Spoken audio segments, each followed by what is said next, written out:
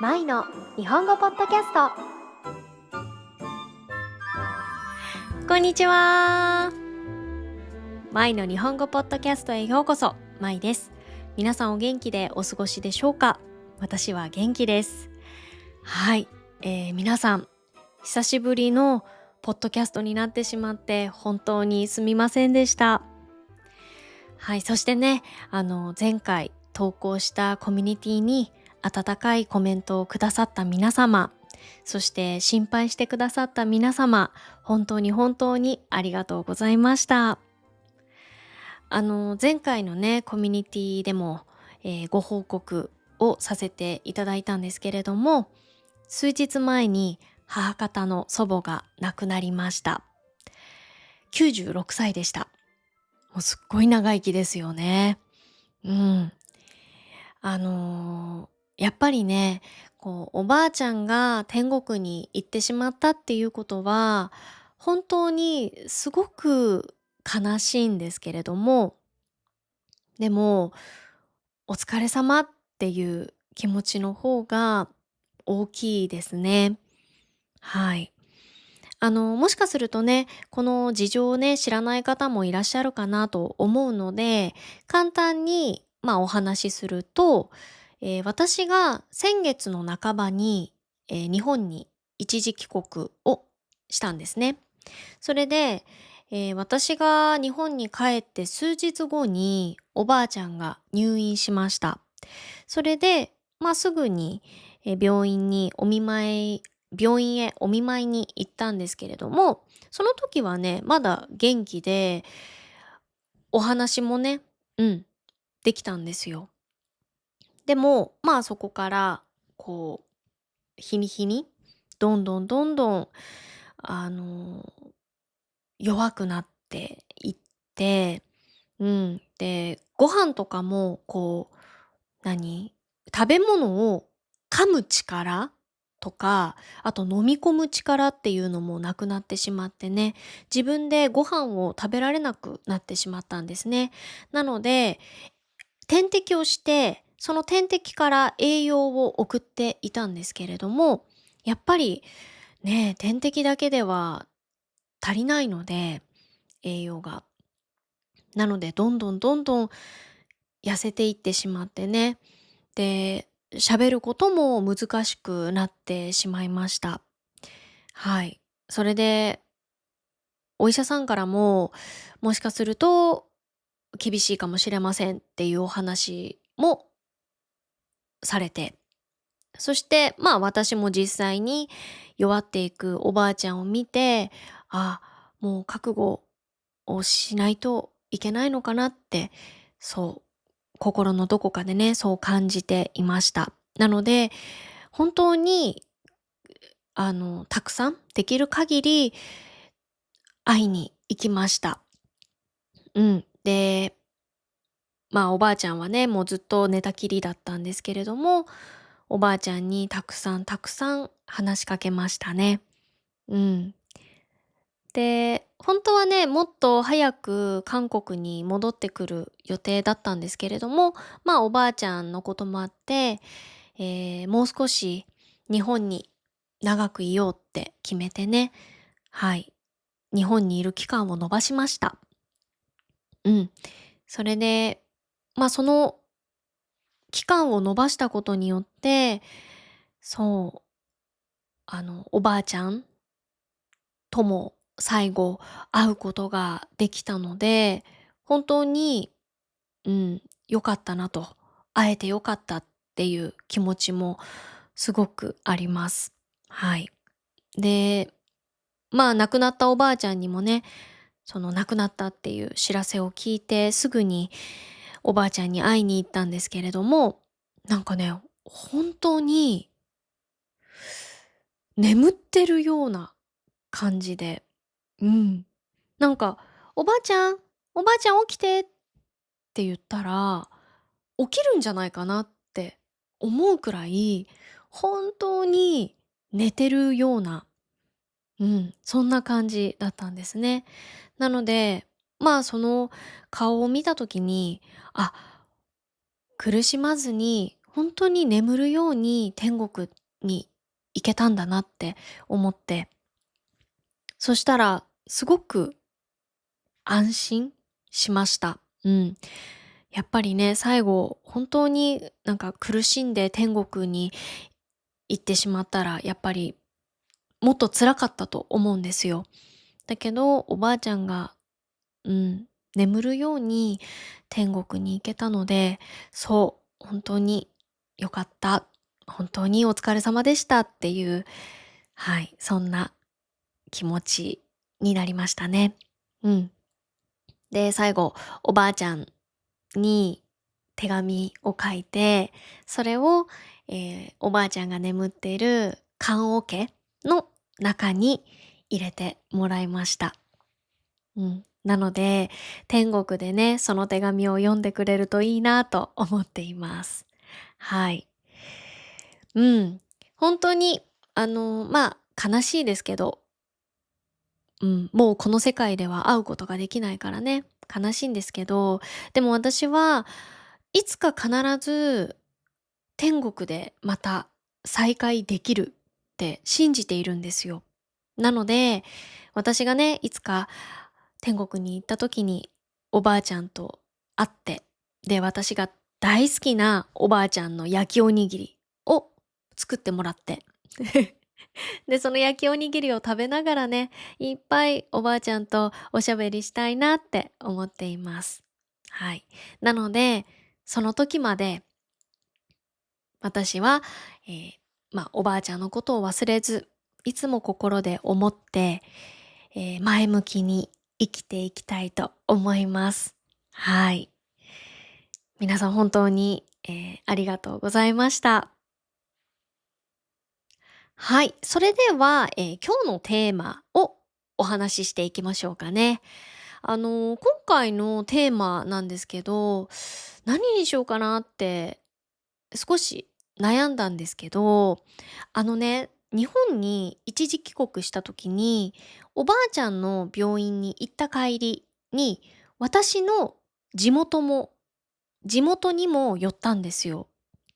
で、私が通った保育園、小学校、中学校をね、旦那さんに見せたいなと思って、そう、それでちょっと散歩をしながら、こう地元をね、回ったんですよ。で、私の地元の駅に着いた時に、駅前にね、駐輪場がたくさんあるんですよ。で、駐輪場っていうのは自転車を止める場所ですね。そう。で、それを見て、旦那さんが、こんなに自転車あるのって、すごい驚いてたんですよ。うん。で、私の旦那さんは韓国人なんですけれども、韓国人って日本人に比べて自転車に乗る人が圧倒的に少ないんですね。でも、やっぱり日本は本当に自転車文化がすごいのでね。で、私の地元も本当にすごい自転車に乗る人が多いんですよ。私が住んでいた地元は、埼玉県なんですけれども、東京にこう通勤とか通学してる人もね、結構多いんですよ。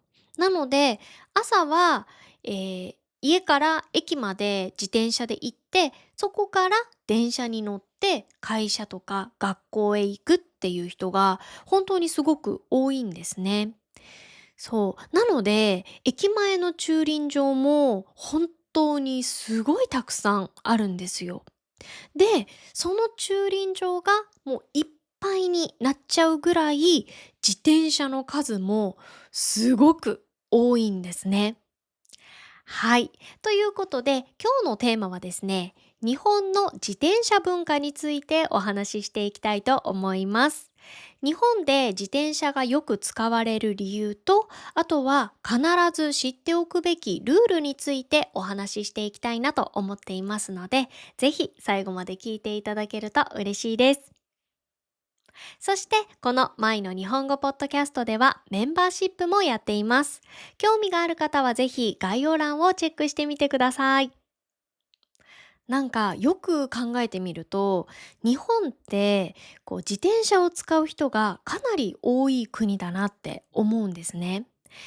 学生も乗ってるし、あとは会社員の人も乗ってるし、あとは子供を送り迎えするときにお母さんとかが使ったりもするし、あと小さい子供たちもね、結構自転車に乗る子が多いです。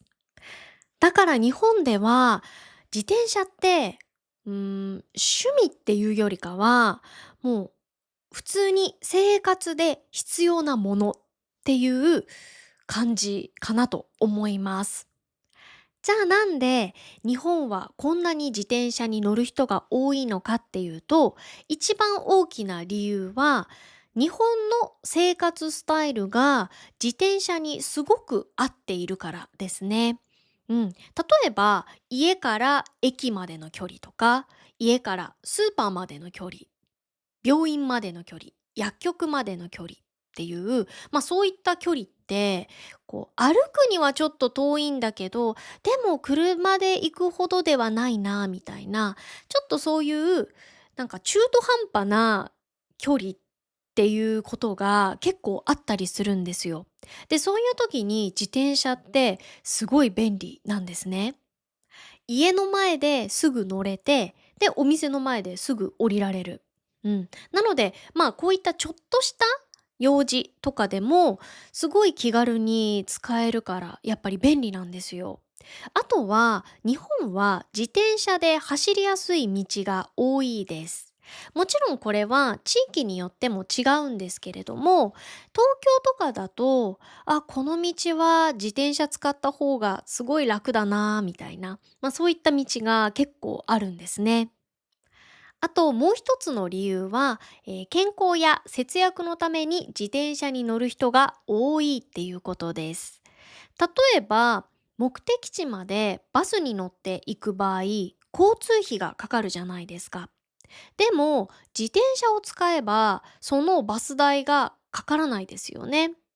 そう。で、自転車を漕ぐから、いい運動にもなるから、健康にもいいし、そして節約にもなるので、そのバスとか電車を利用しないで自転車を使うっていう人も結構多いです。あとは、車ってすごい便利なんですけど、細い路地とか、あとは入れない道とかもあるじゃないですか。でも自転車だとそういう道もね、入っていけるので、あ、こんなところにこんな美味しそうなパン屋さんあるんだとかね、そういった新しい発見もあったりするんですよね。なので、そういったところも、自転車を使うメリットの一つかなと思います。あとは現実的な理由も大きいです。車もすごく便利なんですけど、車を持つと結構負担もかかるじゃないですか。例えば駐車場の問題もありますし、あと維持費もかかりますよね。あと車検とかもしなきゃいけないですよね。そう。で、東京とか埼玉だと日常の移動で車を使うっていう必要性があんまりないんですよ。もちろん地域によっては絶対に車が必要っていう地域もあります。でも、電車が発達している地域だと、遠くまで行くときは電車を利用して、近くに行く場合だったら、自転車を利用するっていう、そういった人も結構多いんですね。あとは日本の自転車文化で欠かせないのがママチャリです。このママチャリっていうのは日本でよく使われている一般的な自転車のことですね。で、ママチャリは前にカゴがあって、そして後ろに荷台もね、ついているので、お買い物とか、あとは子供の送り迎えとか、日常生活で使いやすいタイプの自転車のことを言います。はい。で、このママチャリはスピードを出す自転車っていうよりかは、安定していて荷物も運びやすいっていうのが特徴です。日本では本当に身近な自転車なので、主婦の方だけではなくって、学生や会社員など、本当に幅広く使われています。このママチャリっていう言葉は、ママとチャリンコを合わせた言葉です。で、チャリンコっていうのが何かっていうと、自転車をカジュアルに言った言葉ですね。はい。で、もともとはお母さんが買い物や子供の送り迎えに使うことが多かったので、ママのチャリンコっていう意味からママチャリと呼ばれるようになったそうです。もしかしたら初めて日本に来た人は、なんでこんなにカゴ付きの自転車が多いんだろうって思うかもしれません。でも実際に日本で生活してみると、すぐに納得できるんじゃないかなって思います。本当にね、前かごがあると荷物も入れられるし、あと買い物をしたらね、その買い物袋を入れることもできるので、本当に便利で実用的なんですよ。あとは子供がいる家庭では、電動アシスト自転車を使うことがとても多いですね。前に一人子供を乗せて、で後ろにもう一人で、さらに荷物を乗せるっていうこともあるので、そうすると普通の自転車だと本当に大変なんですよ。なので電動自転車に乗っているお母さんたちがね、結構多いです。日本では何歳くらいから自転車に乗り始めるかっていうと、一般的にね、5歳とか6歳くらいから自転車に乗り始める子が多いかなと思います。はい。で、3歳とか4歳くらいの時には、自転車に補助輪をつけて乗ります。で、この補助輪っていうのが何かっていうと、自転車の後ろにつける小さな車輪のことです。で、この補助輪があると、自転車がね、倒れないように補助輪が支えてくれるので、バランスを取るのがまだ難しい子でも簡単に乗ることができるんですね。それで、自転車に慣れてきたら、その補助輪を外して乗るっていう感じですね。ちなみに私は6歳ぐらいだったかな。うん。夏休みだったんですけど、そう、夏休みの時に補助輪なしで、たくさん練習をしましたね。で、おじが教えてくれたんですけど、もう毎日、もう夏休み中ずっと毎日おじと一緒に公園とかに行って練習していました。そう。で、私はね、その補助輪なしで自転車に乗れるようになったのが6歳ぐらいだったんですけれども、もうね、今でも忘れられないことがあるんですけど、私のクラス、小学生の時、同じクラスにかりんちゃんっていう子がいたんですよ。で、そのかりんちゃんは、もう家族全員がスポーツがすごい上手な家族で、もうほんとスポーツ万能一家だったんですね。で、もちろんかりんちゃんもすごくスポーツが得意な子だったんですよ。それで、小学生の時に何歳で自転車に乗れるようになったみたいな話を友達とね、してたんですよ。で、その時かりんちゃんもその場にいたんですよ。そしたら、かりんちゃんは3歳で補助輪なしの自転車に乗れるようになったって言ってました。すごくないですか？私これ聞いた時にすっごいびっくりして。だって生まれてまだたった3年しか経ってないんですよ。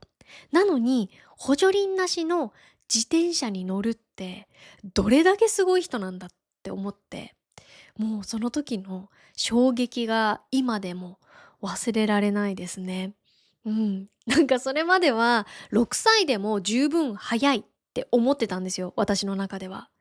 でも、それを余裕で超える、もう3歳っっていうことに、もう、えみたいな。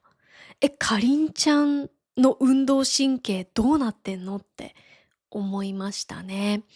はい。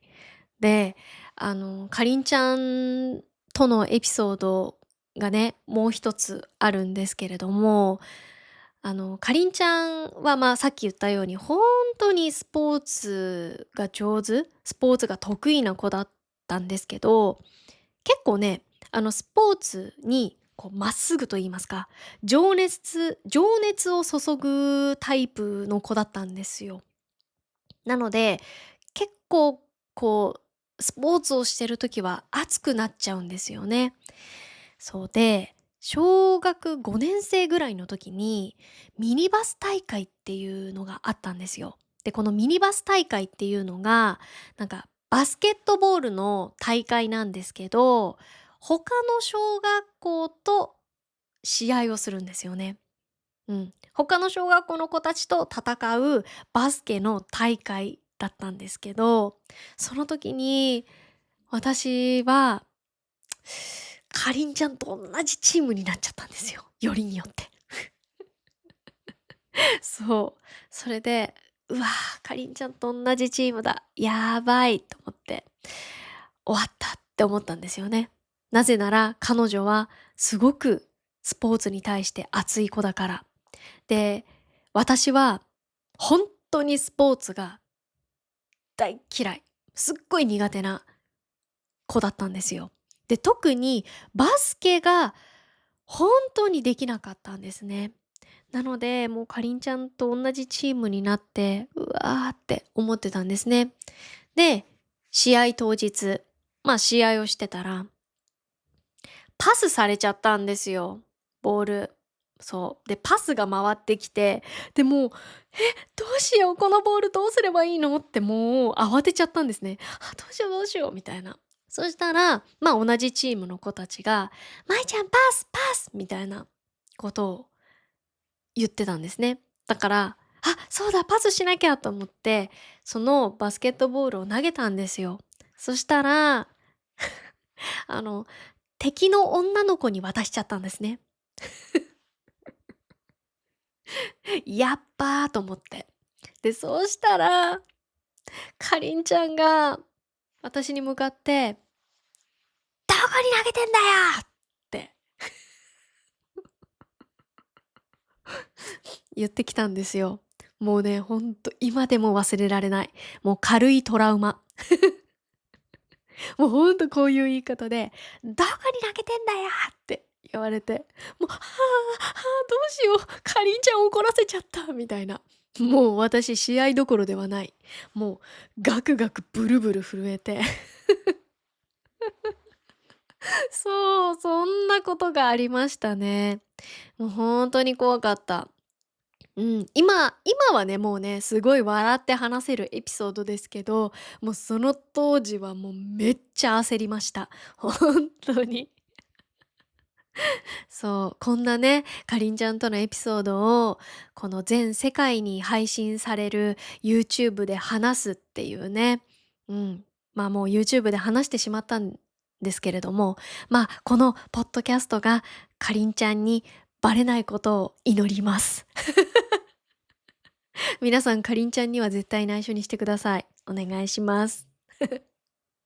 はい、ちょっとね、話がそれてしまったので、自転車の話に戻りますね。で、さっきもお話ししたように、自転車って本当にすごく便利なんですけど、軽く考えてはいけない部分っていうのもあるんですね。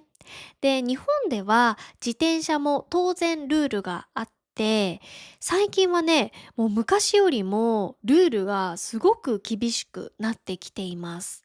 はい。だから、外国人の方たちが日本で自転車に乗るときには、いくつかルールがあるのでね、はい、そちらをご紹介したいと思います。一つ目は左側通行です。日本は基本的に左側通行なので、自転車も原則として車道の左側を走ります。で、逆走は本当に危険なので、逆に走ることですね。そう。なので、もし逆走をしてしまった場合、日本ではルール違反になってしまいます。二つ目は、止まれの標識です。これは、止まれって書いてある標識を見つけたら、一度必ずそこで止まらなければいけません。たまにね、ちゃんと止まらないで、スピードをね、ちょっと落として、そのまま走ってくっていう人とかもいたりするんですけど、これはダメです。なので、止まれって書いてある場所では、必ず一度止まるようにしてください。3つ目は、スマートフォンを見ながら自転車に乗ってはいけないっていうルールです。はい。片手にね、スマホを持って、で、それを操作しながら、自転車に乗るっていう行為は本当に危険です。なので、これももう本当に絶対ダメっていうルールですね。はい。で、これをながらスマホと言います。自転車を運転しながらスマホを操作するっていう意味ですね。そして4つ目は、当然ですが、飲酒運転もダメです。はい。自転車でもね、お酒を飲んで乗ってしまうと、飲酒運転になってしまうので、なので、お酒を飲んだ時は、自転車も乗らないようにしてください。あとは歩道を走る時もちょっと注意が必要です。日本では自転車は原則車道を走るっていうことになっているんですけど、歩道を走ってもいいよって許可されている場合もあったりするんですね。で、そういった時は、歩行者優先っていうのが基本です。なので、歩道を走るときは歩いている人を優先しなければいけないっていうね、そういったルールですね。それからヘルメット着用も最近は推奨されています。で、この推奨っていうのがどういう意味かっていうと、した方がいいですよっておすすめすることですね。なので、絶対に義務っていうわけではないんですけど、安全のためにはヘルメットを着用した方がいいかなと思います。あと、駐輪に関してもルールがあります。日本ではどこでも止めていいっていうわけじゃなくって、駐輪禁止区域とかも結構あるんですよ。で、そこに自転車を止めちゃうと、その自転車を撤去されるっていうこともあるんですね。なので、基本的には必ず決められた駐輪場に止める必要があります。で、駐輪場の料金は場所によって違うんですけれども、駅の近くの駐輪場とかだったら、1日100円から200円くらいのところが多いかなと思います。で、場所によっては、スーパーの駐輪場も最初の1、2時間は無料で、その後は有料になるよっていうね、そういったところもありますね。こうしたルールがあるので、きちんと駐輪場を使うっていうことが大切なんですね。はい、今日はですね、日本の自転車文化についてお話ししました。いかがでしたか？日本では自転車ってやっぱりただの乗り物だけじゃなくって、生活の中で結構大事な移動手段なんですね。で、本当に人によっては自転車がないと生活できないっていう人もいますし、やっぱり歩くにはちょっと遠いなっていう移動の時とかは本当に便利ですね。ただ、その分、ルールを守るっていうこともとっても大事です。皆さんの国では何か自転車のルールとかってありますかね？もしあれば、ぜひコメント欄で教えてください。はい。それでは本日も最後まで聞いてくださってどうもありがとうございました。また次のポッドキャストでお会いしましょう。バイバーイ。